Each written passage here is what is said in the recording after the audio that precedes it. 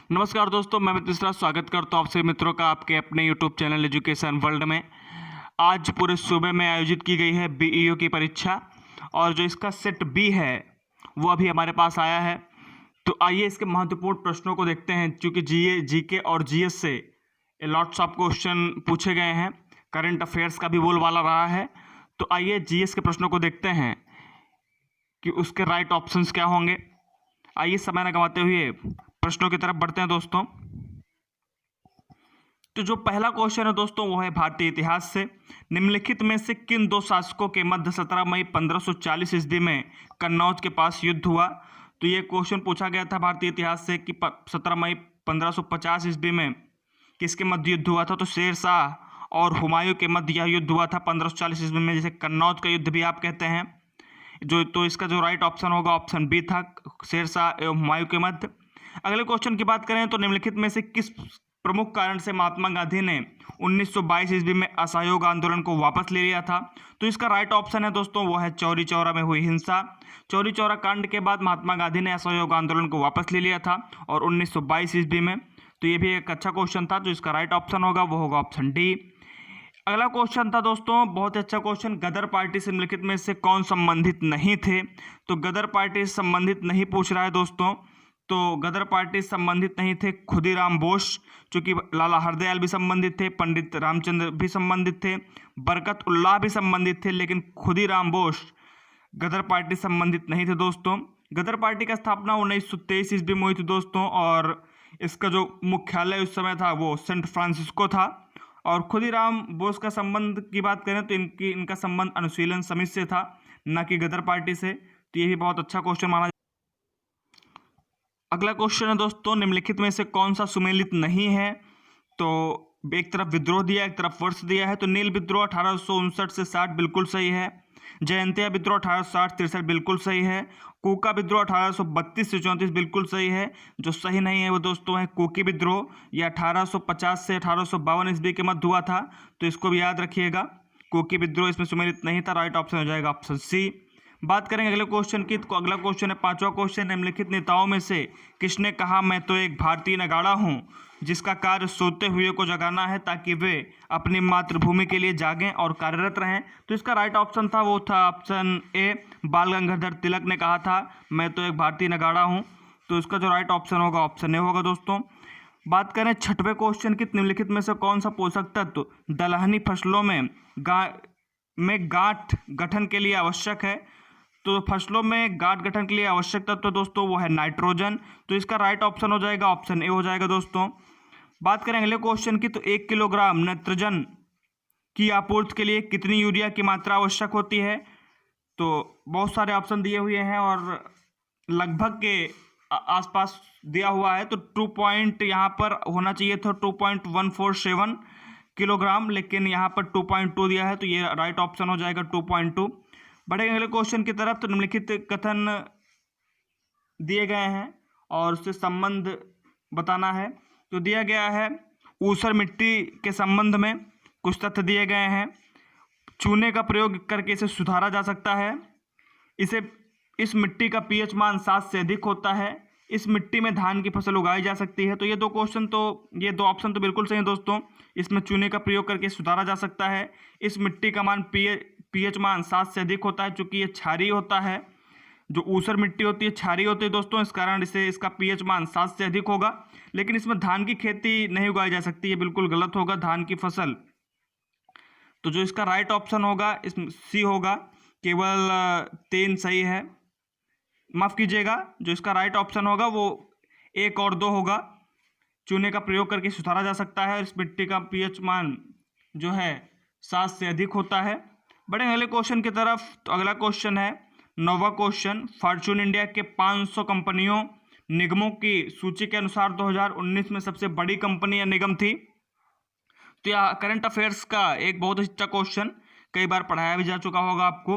तो रिलायंस इंडस्ट्रीज इसका सही ऑप्शन है। Reliance industries limited Fortune India के 500 कंपनियों की सूची में सबसे बड़ी कंपनी बनकर उभरी थी। बात करें अगले क्वेश्चन की, तो उत्तर प्रदेश में पहला तैरता सौर संयंत्र निम्नलिखित में से किस बांध पर बनता है। तो यह भी बहुत अच्छा क्वेश्चन, तो रिहंद बांध पर बनता है या उत्तर प्रदेश स्पेशल श्रृंखला से पूछा गया क्वेश्चन था।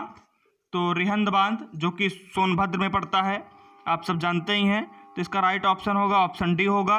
बात करें अगले क्वेश्चन की, तो उत्तर प्रदेश के निम्नलिखित में से कौन सा जिला संतरे का सर्वाधिक उत्पादक है? तो संतरे का सर्वाधिक उत्पादक है फर्रुखाबाद, जो इसका राइट ऑप्शन होगा ऑप्शन ए होगा दोस्तों। बात करें अगले क्वेश्चन की, तो उत्तर प्रदेश में निम्नलिखित नगरों में से किसमें भारतीय दलहन अनुसंधान स्थित है? भारतीय दलहन अनुसंधान दोस्तों कानपुर में स्थित है, जबकि भारतीय सब्जी अनुसंधान वो वाराणसी में स्थित है। तो इसका राइट ऑप्शन होगा ऑप्शन सी होगा। बात करें अगले क्वेश्चन की, तो 13वां क्वेश्चन है।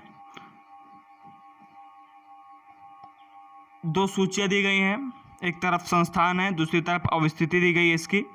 तो वीवी गिरी राष्ट्रीय श्रम संस्थान या स्थित है नोएडा में, भारतीय सब्जी अनुसंधान संस्थान या वाराणसी में स्थित है, पंडित दीनदयाल उपाध्याय पशु चिकित्सा संस्थान या मथुरा में स्थित है, जबकि क्षेत्रीय रेल प्रशिक्षण संस्थान या गाजीपुर में स्थित है। तो इसका राइट ऑप्शन होगा दोस्तों वो होगा ऑप्शन सी 4123। तो इसको देख लीजिएगा, इसका राइट ऑप्शन होगा सी। अगले क्वेश्चन की तरफ बात करेंगे तो वे भी उत्तर प्रदेश के बारे में दिया गया है कि उत्तर प्रदेश के बारे में निम्नलिखित तथ्यों पर विचार कीजिए।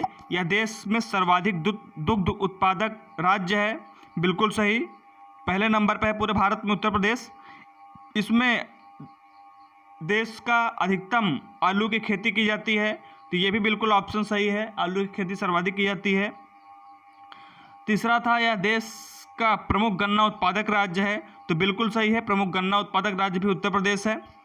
धान के उत्पादक क्षेत्र में इसका तीसरा स्थान है, तो बिल्कुल गलत है ये, इसका पहला स्थान है। पश्चिम बंगाल के बाद उत्तर प्रदेश का स्थान आता है, तो धान के उत्पादक में या दूसरा स्थान रखता है उत्तर प्रदेश।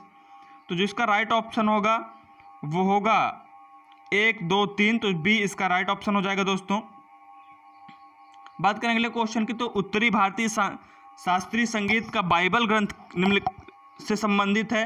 तो उत्तर भारतीय संस्कृत का बाइबल ग्रंथ नाट्यशास्त्र को कहा जाता है, तो इसका राइट ऑप्शन होगा दोस्तों वो होगा ए, उत्तर भारतीय शास्त्रीय संगीत का बाइबल ग्रंथ नाट्यशास्त्र है। बात करें अगले क्वेश्चन की, तो निम्नलिखित का 2 कथन दिए गए हैं, जिसमें से एक कथन ए है तथा दूसरा कारण आर है, और इन दोनों को कूट में उत्तर देना है। कथन ए है अस्पृश्यता संरचनात्मक हिंसा का सबसे खराब स्वरूप है, और कारण दिया गया है अस्पृश्यता के चलन का कारण धार्मिक स्वीकृति है। तो जो इसका राइट ऑप्शन हो जाएगा दोस्तों वो हो जाएगा ए और आर दोनों सत्य हैं, आर ए की सही व्याख्या करता है, ए आर दोनों सत्य हैं परंतु आर ए की सही व्याख्या नहीं करता है। जिसका राइट ऑप्शन होगा ऑप्शन बी होगा, ए आर दोनों सत्य हैं परंतु आर ए की सही व्याख्या नहीं करता है।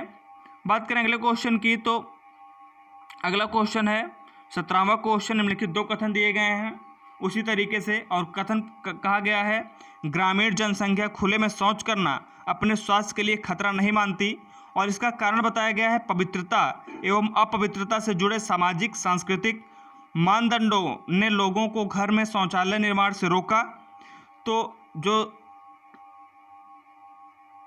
इसका राइट ऑप्शन जो होगा दोस्तों वो होगा ए आर दोनों सत्य हैं परंतु आर ए की सही व्याख्या नहीं है।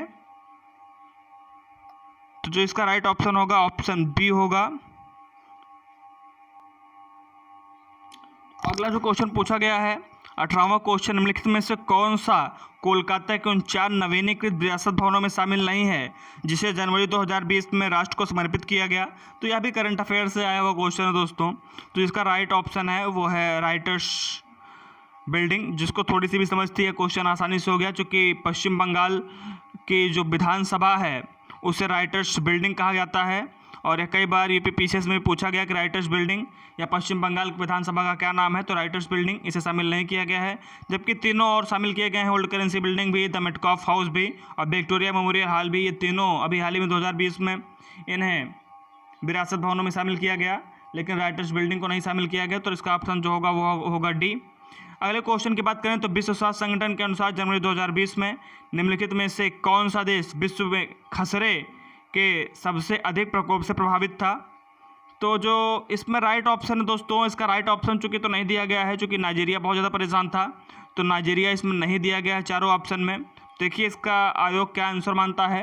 लेकिन जो दूसरे स्थान पे बात करें, दूसरे स्थान पर कांगो लोकतांत्रिक गणराज्य है। नाइजर न होने की स्थिति में हम इसे सही मान सकते हैं कि कांगो लोकतांत्रिक गणराज्य, अगर वो नहीं है तो ज़्यादा प्रेफर्ड हम देंगे ऑप्शन नंबर सी को।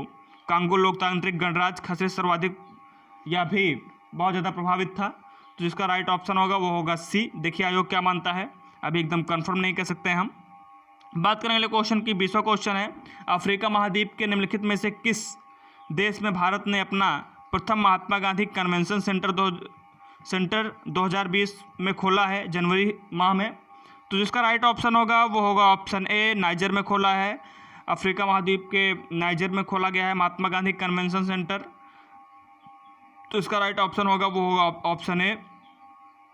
बात करें अगले क्वेश्चन की, जनवरी 2020 में मिशेल ओबामा को निम्नलिखित में से किस एल्बम हेतु ग्रैमी पुरस्कार सम्मानित किया गया था? मिशेल ओबामा मतलब जानते ही हैं आप, बराक ओबामा, पूर्व राष्ट्रपति, अमेरिका की पत्नी मिशेल ओबामा, और इन्हें जनवरी 2020 में इनकी एक एल्बम बिकमिंग के लिए ग्रैमी अवार्ड दिया गया, तो इसका राइट ऑप्शन ए होगा दोस्तों।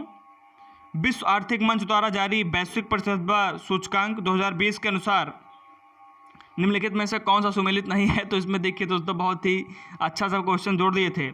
ये प्रतिस्पर्धा सूचकांक होता है, ये बार बार आपको पढ़ाया गया होगा, लेकिन प्रतिभा प्रतिस्पर्धा सूचकांक शायद आपने मिस कर दिया हो, लेकिन यहाँ से क्वेश्चन पूछा गया, इसीलिए करंट अफेयर्स को बहुत ही ध्यान से पढ़ना चाहिए दोस्तों। और करंट अफेयर्स से लॉट्स ऑफ क्वेश्चन क्रिएट भी हो रहे हैं और बहुत बारीकी से पूछ लिए जाते हैं, तो ये इसका एक ज्वलंत उदाहरण है। प्रतिभा प्रतिस्पर्धा सूचकांक जो पूछा गया, पहला तो देश दिया गया है, रैंक दिया गया है प्रतिभा प्रतिस्पर्धा सूचकांक में, तो स्विट्जरलैंड पहले स्थान पर, बिल्कुल ठीक है। सिंगापुर भी तीसरे स्थान पर है और भारत भी 72वें स्थान पर है प्रतिभा प्रतिस्पर्धा सूचकांक में, लेकिन यूएसए जो चौथा स्थान दिया गया ये थोड़ा गलत कर दिया गया है, यह दूसरे स्थान पर है, तो जिसका राइट ऑप्शन होगा ऑप्शन डी होगा। बात करें अगले क्वेश्चन की, 3 जनवरी 2020 को दिल्ली में 100 ग्लोबल चाइल्ड प्रोडिजी अवार्ड जीतने वाली 13 वर्षीय लड़की सुचेता सतीश के संदर्भ में निम्नलिखित कथनों पर विचार कीजिए। अभी हाल ही में दिल्ली में जो आयोजित किया गया था 100 ग्लोबल चाइल्ड प्रोडिजी अवार्ड, इसमें 13 वर्षीय एक महिला जिसका नाम सुचेता सतीश थी, वह दुबई यूएसए में रहती है, यूएई में रहती है, बिल्कुल सही है। वह 120 भाषाओं में गाना गा सकती है, ये भी बिल्कुल सही है, तो इसका जो राइट ऑप्शन होगा ए सी दोनों होगा। अगले क्वेश्चन की बात करें तो सन 2020 में COP26 का आयोजन निम्नलिखित शहरों में से किस में प्रस्तावित है? 2020 में COP26 का आयोजन मैड्रिड में आयोजित है, तो इसका राइट ऑप्शन बी हो जाएगा दोस्तों। कई लोग इसका ग्लासगो बता रहे हैं, लेकिन जो राइट ऑप्शन है वो होगा मैड्रिड होगा। मैड्रिड में आयोजित किया जाने वाला है 2020 में COP26। बात करें, COP का फुल फॉर्म दोस्तों कॉन्फ्रेंस ऑफ पार्टी होता है, ठीक है। 1992 में इसका गठन किया गया था COP का, 1992 में। पृथ्वी रियो सम्मेलन जिस समय हुआ था ना, रियो +20 ब्राज़ील में जो आयोजित किया गया था, उसी में गठित किया गया था कॉन्फ्रेंस ऑफ पार्टी COP, जिसे आप COP कहते हैं, और इसका 26वां संस्करण जो है वो मैड्रिड में आयोजित किया जाएगा। तो ये बहुत अच्छा क्वेश्चन, इसलिए मैंने रुक के इसको बता दिया, ये आगे भी पूछा जाएगा, क्योंकि जितने भी COP होते हैं वो, चाहे वो यूपीपीसीएस का एग्जाम हो, यूपीएससी का एग्जाम हो, यहाँ से क्वेश्चन जरूर आते हैं, तो इसको बिल्कुल ध्यान रखिएगा। बढ़ेंगे अगले क्वेश्चन की तरफ। 25वां क्वेश्चन है, बांस एक जादुई घास है विषय पर एक 2 दिवसीय कार्यशाला सह प्रदर्शनी 11-12 जनवरी 2020 को भारत के निम्नलिखित में से किस नगर में आयोजित की गई थी? तो यह बहुत ही अच्छा क्वेश्चन दोस्तों, बहुत लोगों से गलत भी हुआ कि यह कहाँ आयोजित किया गया था, चूँकि गुवाहाटी, इम्फाल, ये सब घास, बांस नामक घास के प्रमुख केंद्र हैं, लेकिन जो इसका आयोजन किया गया था वो किया गया था जम्मू में, तो इसका राइट ऑप्शन सी होगा। 11-12 जनवरी 2020 को भारत के जम्मू में इसका आयोजन किया गया, बांस एक जादुई घास। बात करें अगले क्वेश्चन की, तो अजरबैजान की राजधानी बाकू निम्नलिखित में से किस एक सागर के किनारे स्थित है? ये तो अच्छा क्वेश्चन था दोस्तों, यह कैस्पियन सागर के पास स्थित है अजरबैजान की राजधानी बाकू, तो इसका राइट ऑप्शन सी हो जाएगा। बड़े अगले क्वेश्चन की तरफ, तो इसमें कोड दिया गया है, सूची 1 को सूची 2 से मिलान करना है। एक तरफ घास के मैदान दिए गए हैं, एक तरफ महाद्वीप दिए गए हैं, यह तो बहुत अच्छे से मैंने पढ़ाया भी है, अगर आपने देखा होगा एक वीडियो, अब तो शायद डिलीट हो गया है। आइए देखते हैं, घास के मैदान और महाद्वीप को लानोस कहा गया है, तो लानोस जो मैदान है वो दक्षिण अमेरिका में है। स्टेपेज कहा गया है तो यूरोप और एशिया को जोड़ने वाला है। आपको याद भी होगा कि स्टेप पार करके जाएंगे तो यूरोप पड़ेगा। और प्रेरीज का संबंध है जहाँ तक है वो है उत्तरी अमेरिका से, उत्तरी अमेरिका में है। और वेल्ड का संबंध अफ्रीका से है। तो ए का 4 हो जाएगा, बी का 3 हो जाएगा, सी का 1 हो जाएगा, डी का 2 हो जाएगा। तो राइट ऑप्शन नंबर ए बिल्कुल सही है 27 का। बात करें दूसरे सूची की, एक तरफ जनजातियाँ दिया गया है, एक तरफ क्षेत्र दिया गया है और आपको मिलान के लिए कहा गया था और सही कोड बताने के लिए कहा गया था। तो खिरगिज एक जनजाति है। खिरगिज जो है वो है मध्य एशिया संबंधित है। बुशमैन यह तो कालाहारी संबंधित है। एनो का संबंध जापान से है। बद्दू का संबंध अरब से है, अरब क्षेत्र से। ये सारे बहुत ही आसान क्वेश्चन थे और बहुत ही इंटरेस्टिंग क्वेश्चन भी। तो जिसका राइट ऑप्शन होगा ए का 4 हो जाएगा।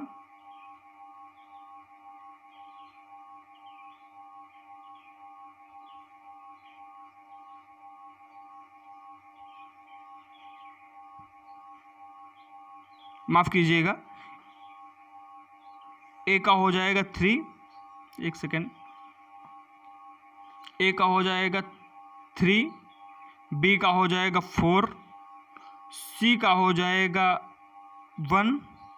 तो इसका राइट ऑप्शन होगा जो होगा वो होगा ऑप्शन सी दोस्तों, बिल्कुल सही है, एकदम सही। बात करें अगले क्वेश्चन की, तो भारत में लिग्नाइट कोयला का सबसे बड़ा क्षेत्र निम्नलिखित में से कौन सा है? तो लिग्नाइट कोयला का जो सबसे बड़ा क्षेत्र है वो नेवेली है, तो इसको भी याद रखिएगा। भारत में निम्नलिखित नदियों में से कौन सी नदी दामोदर की सहायक नदी नहीं है? तो जो इंद्रावती है दोस्तों, इंद्रावती नहीं है, बाकी बराकर भी है, जमुनिया भी है, बारकी भी है, लेकिन इंद्रावती दामोदर नदी की। बात करेंगे अगले क्वेश्चन की दोस्तों, क्वेश्चन नंबर 31, तो निम्नलिखित में से कौन सा सुमेलित नहीं है? एक तरफ नहर परियोजना दिया गया है दोस्तों, एक तरफ दिया गया है इसकी अवस्थिति। तो घट प्रभा नहर परियोजना कर्नाटक बिल्कुल सही है। उकाई नहर परियोजना गुजरात बिल्कुल सही था। नेरा नहर परियोजना बिल्कुल सही था। जो इसमें गलत ऑप्शन दोस्तों वो जवाई परियोजना तमिलनाडु था, जिसका राइट ऑप्शन हो जाएगा ऑप्शन डी हो जाएगा दोस्तों। बात करें अगले क्वेश्चन की, निम्नलिखित में से कौन सा कथन सही है पूछा था?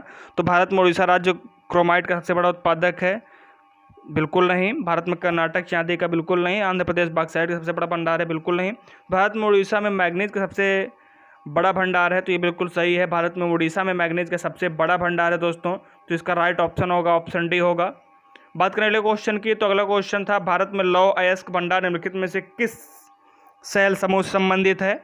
तो आप सभी जानते हैं, अगर पढ़े होंगे चट्टान चैप्टर, तो धारवाड़ पहाड़ियों से निकलता है अयस्क के बड़े बड़े भंडार। और सभी अयस्क, चाहे सोना हो चांदी हो, सभी जो प्रमुख अयस्क हैं वो धारवाड़ की ही पहाड़ियों से निकलते हैं, चट्टानों से। तो इसका राइट ऑप्शन ए हो जाएगा। तो सेल्वा वनों की विशेषता क्या है? तो सेल्वा वनों की जो विशेषता है वो चौड़ी पत्ती सदाबहार वन है दोस्तों, तो इसका राइट ऑप्शन होगा ऑप्शन ए होगा। बात करें अगले क्वेश्चन की, तो सामाजिक वानिकी और पर्यावरण पुनर्वास केंद्र भारत के निम्नलिखित में से किस शहर में आयोजित है? तो जो भी पर्यावरण पुनर्वास केंद्र खोला गया है हाल ही में, वो देहरादून में उसका मुख्यालय है, तो ऑप्शन ए इसका बिल्कुल सही ऑप्शन हो जाएगा, देहरादून में। भारत में पर्यावरण सुरक्षा अधिनियम निम्नलिखित में से किस वर्ष में पारित हुआ था? तो पर्यावरण सुरक्षा अधिनियम दोस्तों 1986 में पारित हुआ था, जिसका राइट ऑप्शन सी होगा, बी होगा, तो इसको आप सभी जानते हैं।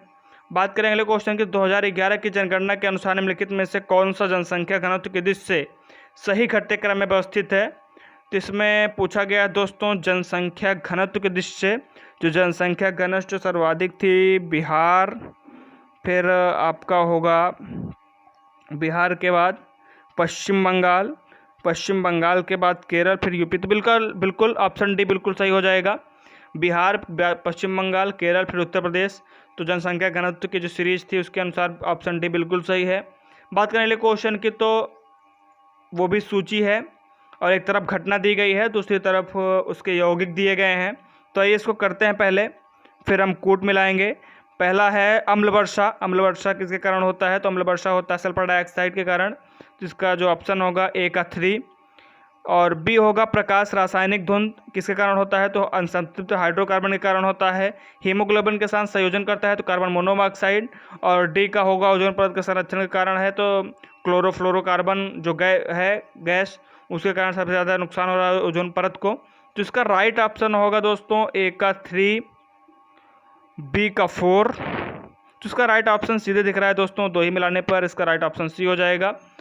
और बात करें अगले क्वेश्चन की, तो माइकोराइजा एक सहजीवी संबंध है। तो यहाँ साइंस से क्वेश्चन शुरू हो गया दोस्तों। तो माइकोराइजा एक सहजीवी संबंध है, तो इसका राइट ऑप्शन था वो तो ऑप्शन सी, कवक और पौधों के मध्य पाया जाता है माइकोराइजा। आप देखते हैं ना, जहाँ पौधों के बीच कभी कभी खोखला हो जाता है तो वहाँ पर होता है एक सहजीवी संबंध है, माइकोराइजा से इसका संबंध है। तो इसका राइट ऑप्शन बिल्कुल सी होगा, कवक और पौधों के मध्य। बात करें अगले क्वेश्चन की, तो अगला भी क्वेश्चन साइंस से है। तो निम्नलिखित विटामिनों के बारे में पूछा गया है, कौन सा कथन सही नहीं है। तो कुछ विटामिन आंतरिक सूक्ष्मजीवों द्वारा संश्लेषित किए जा सकते हैं, बिल्कुल सही। कुछ विटामिन हार्मोन्स की तरह काम करते हैं, सही है। कुछ विटामिन शरीर में जमा होते हैं, ठीक है। विटामिन के जल में घुलनशील नहीं, इसका राइट ऑप्शन होगा विटामिन के जल में घुलनशील विटामिन नहीं है। और इसमें दिया गया है विटामिन घुलनशील है, आप बचपन से पढ़ते आ रहे हैं कि विटामिन के जल में घुलनशील नहीं है। तो इसका राइट ऑप्शन होगा ऑप्शन डी। बात करें अगले क्वेश्चन की, तो फ़ारेनहाइट तापमान पर 200 का तापमान 200 डिग्री फ़ारेनहाइट है, जिसका मान सेल्सियस में पूछा है। सेल्सियस में इसका मान 93.3 डिग्री सेल्सियस होगा, राइट ऑप्शन ए होगा। अगले क्वेश्चन की बात करें तो पॉलिटी से है दोस्तों। तो आइए इसको मिलाते हैं। पहले उपाधियों का निषेध दिया गया है, तो उपाधियों का निषेध दिया गया है अनुच्छेद 18 में। धार्मिक मामलों का प्रबंधन की छूट दी गई है 26 में। अल्पसंख्यकों को भाषा का संरक्षण किया गया अनुच्छेद 29 में। शिक्षक अधिकार अनुच्छेद 21(1)(1) में दिया गया है। तो बहुत ही आसान सा क्वेश्चन आप बना सकते थे। तो इसका राइट ऑप्शन होगा, जल्दी से बताइए क्या होगा। उपाधियों का अंत ए का 3, बी का 4। तो इसका राइट ऑप्शन सीधे दिख रहा है दोस्तों, ऑप्शन डी हो जाएगा। बात करें अगले क्वेश्चन की, तो भारतीय संविधान के 74वें संशोधन के संबंध में निम्नलिखित में से कौन सा कथन सही नहीं है। तो यह संविधान में एक नई अनुसूची जोड़ने का उपबंध करता है, बिल्कुल सही। नगर पालिकाओं कार्य प्रणाली की संरचना करता है, बिल्कुल सही। या नगर पालिकाओं में महिलाओं के आरक्षण की बात करता है, बिल्कुल सही। या केवल कुछ निर्दिष्ट राज्यों में प्रयोज्य है, नहीं, बिल्कुल गलत है यह ऑप्शन 4। या कुछ निर्दिष्ट राज्यों में नहीं, बल्कि सभी राज्यों में यह लागू है। तो इसका ऑप्शन जो होगा वो होगा 1, 2, 3। तो 1, 2, 3 जो इसका राइट ऑप्शन है, ऑप्शन ए है। तो ऑप्शन ए इसका बिल्कुल सही हो जाएगा। बात करें अगले क्वेश्चन की, तो भारत में निम्नलिखित में से किसे शिशुओं और अवयस्कों के साथ आर्थिक और सामाजिक योजनाओं के लिए विधि निर्माण की शक्तियाँ प्रदत्त की गई हैं। तो केंद्र और राज्य दोनों को प्रदान की गई हैं, चाहे शिशुओं के लिए हो चाहे अवयस्कों के लिए हो। सामाजिक योजनाओं की विधि निर्माण की जो शक्ति है वो केंद्र और राज्य दोनों सरकारों को प्रदान की गई है, और समवर्ती सूची का विषय है ये। तो अगले क्वेश्चन की बात करें, अगला भी विषय दिया गया है और भारतीय संबंधित अनुच्छेद दिए गए हैं। तो आइए पहले इसको समझते हैं कि इसका राइट ऑप्शन क्या होगा। बात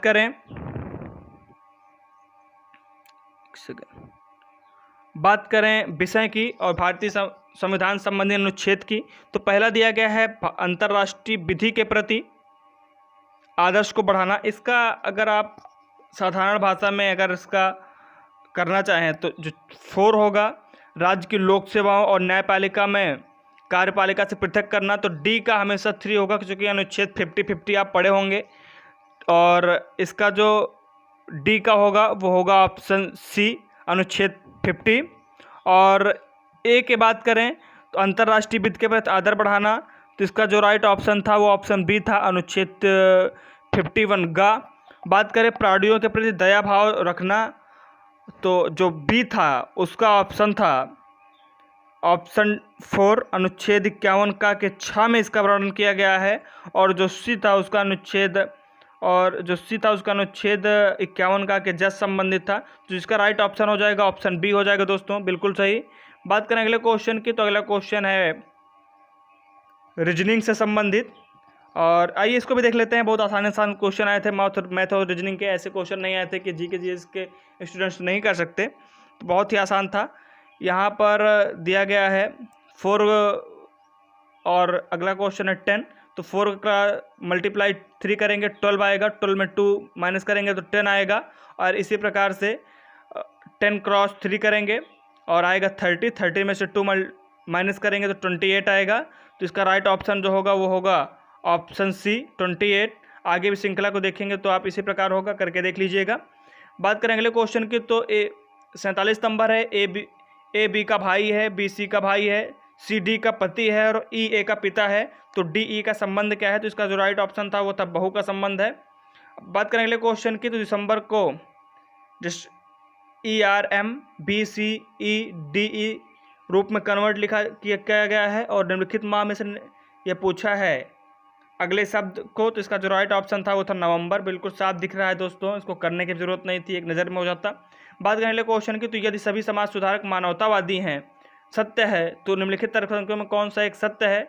अगर सभी समाज सुधारक मानवतावादी हैं तो इसमें दिया गया है कुछ अमानवतावादी समाज सुधारक हैं, कुछ समाज सुधारक अमानवतावादी हैं, कुछ मानवतावादी समाज सुधारक हैं, कोई असमाज सुधारक अमानवतावादी नहीं है। तो इसका राइट ऑप्शन होगा ऑप्शन सी होगा, कुछ मानवतावादी समाज सुधारक हैं।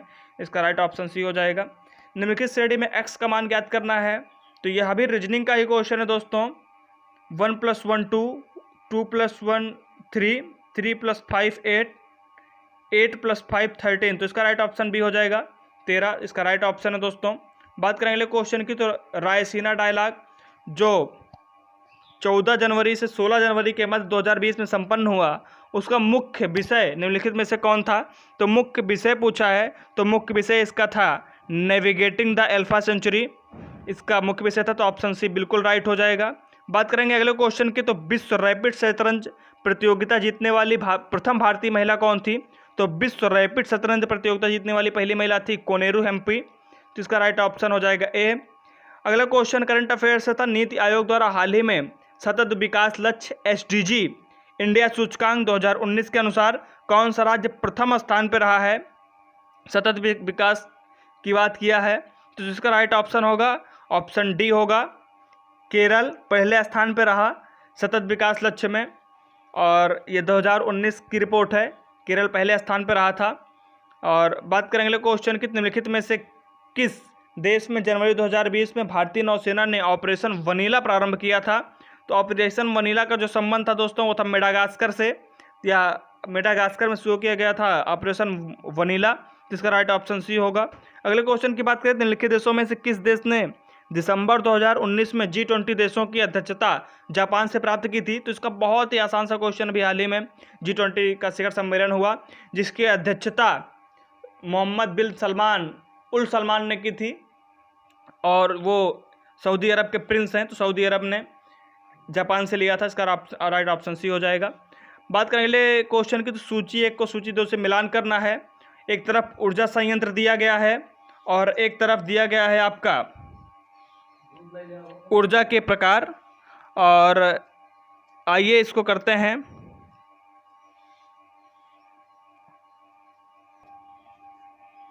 आइए इसका मिलान करते हैं।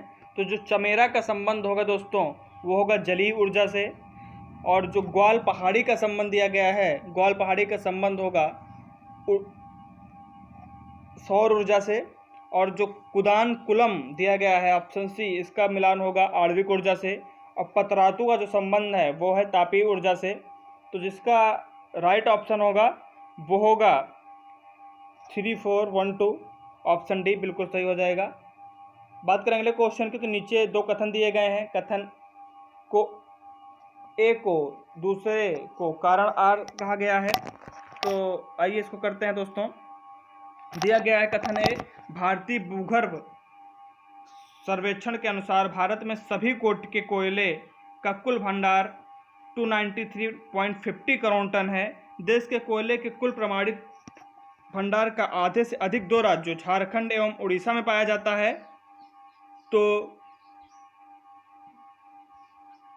ए और आर दोनों सत्य हैं, परंतु ए आर की सही व्याख्या नहीं करता है। बिल्कुल सही ऑप्शन बी हो जाएगा।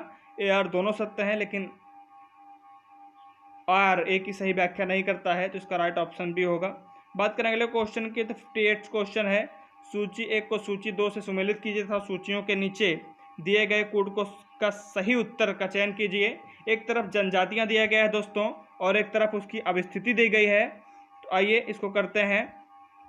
एक तरफ जनजाति दी गई है, तो जो जरबा जनजाति संबंधित दोस्तों अंडमान निकोबार से है, और जो कुकी जनजाति है वो संबंधित है मणिपुर से, और जो थारू जनजाति है वो उत्तर प्रदेश से संबंधित है, और जो गोंड जनजाति वो मध्य प्रदेश से संबंधित है। तो इसका राइट ऑप्शन होगा ऑप्शन बी होगा। बहुत ही अच्छा क्वेश्चन था, अगर आप बनाते तो यह बन भी जाता, और आप यहीं से बना सकते थे। तो आपको थारू तो पता ही होगा, भारत ये अपनी दिवाली शोक के पर्व के रूप में मनाती है उत्तर प्रदेश, और गोंड जनजाति से भी आप परिचित होंगे, करंट अफेयर्स में चल रहा है। और दो आप आसानी से बना सकते थे, कुकी और जरबा, अगर आपको नहीं भी ध्यान होता तो। बात करने लगे क्वेश्चन की, तो भारत में नगरीकरण के संदर्भ में दो कथन दिए गए हैं। पहला है 2011 की जनगणना के अनुसार देश की कुल नगरीय जनसंख्या का 60% से अधिक प्रथम श्रेणी के नगरों में निवास करती है ना, तो ये जो है बिल्कुल गलत है। 2011 में देश में 10 लाख से अधिक जनसंख्या वाले 53 नगर संकुल थे, तो जो ऑप्शन बी होगा वह भी 52 था, 53 दिया गया है। तो इसमें ना तो एक है ना तो दो है, दोनों ऑप्शन सही नहीं है 59 का। बात करेंगे अगले क्वेश्चन की, तो सूची 1 को सूची 2 से सुमेलित करना है। सूचियों के नीचे दिए गए कूट से सही उत्तर का चयन करना है। एक तरफ है जैव आरक्षित क्षेत्र है, और दूसरे भारत के राज्य एनवायरनमेंट से क्वेश्चन है दोस्तों, और एनवायरनमेंट से अच्छा क्वेश्चन पूछा गया है। एक तो पूछा है